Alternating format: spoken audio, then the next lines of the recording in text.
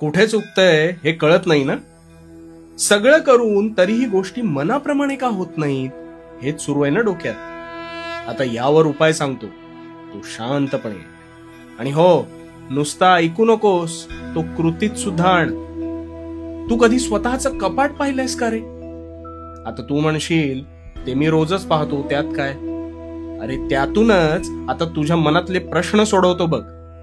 ते जे तुझं कपाट आहे ते प्रचंड भरलेलं असेल ना, पण कधीतरी त्यातल्या नको असलेल्या गोष्टींचा विचार केलायस का? नाही.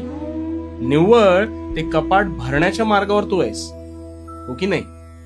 पण मग एक दिवस अशी गफलत होते की हवी असलेली गोष्ट आपल्याला सापडत नाही. त्यावेळेस ती शोधत असताना तू ते कपाट अजून अस्ताव्यस्त करतोस आणि मग तसाच पुढे निघून जातोस. आता हे जे कपाट आहे ना, हे तुझ्या मस्तिष्काप्रमाणे आहे. त्यात जागा जरी भरपूर असली तरी त्यात तू नुसते हवे नको ते विचार भरत राहतोस आणि तसाच त्या विचारांचं ओझं बाळगत पुढे जात राहतोस.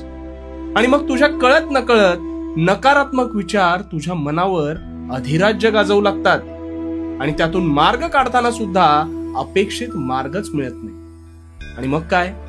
तू हतबल होतोस, हो ना? आता आधी तुझं हे अस्ताव्यस्त असलेलं कपाट ते नीट लाव. मग ते लावत असताना नको असलेल्या गोष्टी क्षणाचाही विलंब न लावता त्यातून काढून टाक आणि निव्वळ आवश्यक गोष्टी ठेव.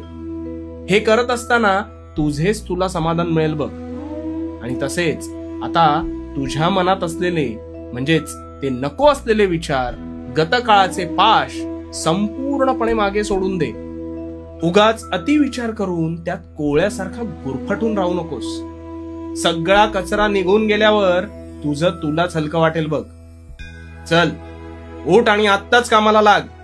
आणि हो, भिवू नकोस. भिवू नकोस, कारण मी तुझ्या पाठीशी आहे. भिवू नकोस, मी तुझ्या पाठीशी.